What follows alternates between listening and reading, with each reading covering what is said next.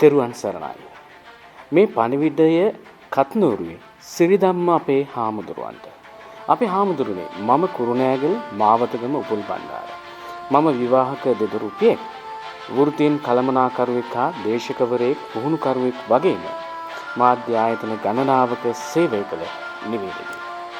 පසුගිය දවසක ඔබ වහන්සේගේ ධර්ම දේශනාවක අහන්න ලැබුණා.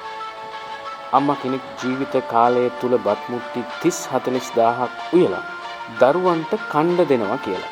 එතකොට මට මතක් වුණේ මගේ ආදරණීය අම්මා. ඇය අද ජීවතුන් අතර නැහැ. ඇය 2015 අපින් වෙන් වෙලා දිව්‍ය ලෝකෙට වැඩියා. ඒ එක්කම මට මතක් වුණා මගේ නන්දම්මා. ඒ කියන්නේ මගේ බිරිඳගේ අම්මා. ඇයත් එහෙමමයි. ඇය තාමත් බත් මුට්ටි තම්බනවා.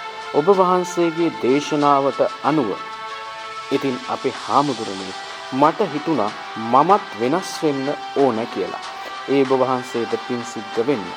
මෙන්න මේකයි කතන්දරේ. අපේ හාමුදුරනේ දැන් මාස 5කට කලින් මගේ ආදරණීය බිරිඳ ත්‍රිකුණාමලයට මාරු කළා රැකියාව.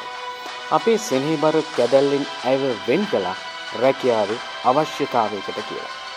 එදා ඉඳලා සෑම දවසකම මම පාන්දර 4ටම ගියා. දරුවටයි මටයි කෑම ටික උයාගෙන උදේ පාන්දරෙන් ගෙදරින් පිටත් වෙනවා. දරුවා පාසල් යනවා. මම රැකියාවට යනවා. හැම දිනකම උදේ 7ට කලින් අපේ කුරුණෑගල නගරයට සේන්දු වෙනවා. වාහන තදබදේ වැඩි වෙන්න කලින්. අපේ අම්මලා ඉන්නේ අපේ ගෙදරින් ඉඳන් ටිකක් දුරින්. ඒ කියන්නේ ගෙවල් 2-3කට එහැයි. ඇය හැම දිනකම උදේට උයනවා. දවල්ට රැටත් එක්ක උයනවා.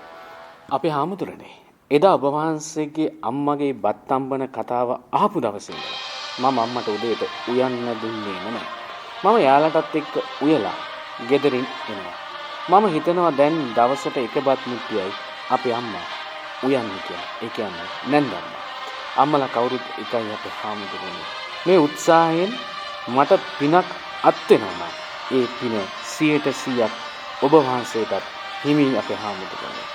ඉතින් මම ප්‍රාර්ථනා කරනවා තව চিරාත් කාලයක් මිනිසුන්ගේ ජීවිත වෙනස් කරමින් ගමින් ගමට ගිහිල්ලා තිලෝගුරු බුදුරජාණන් වහන්සේගේ ධර්ම දේශනාව දිගින් දිගටම මිනිසුන්ව සුවපත් කරන්නට දේශනා කරන්නට ඔබ වහන්සේට ශක්තිය ධෛර්යය ලැබේවා.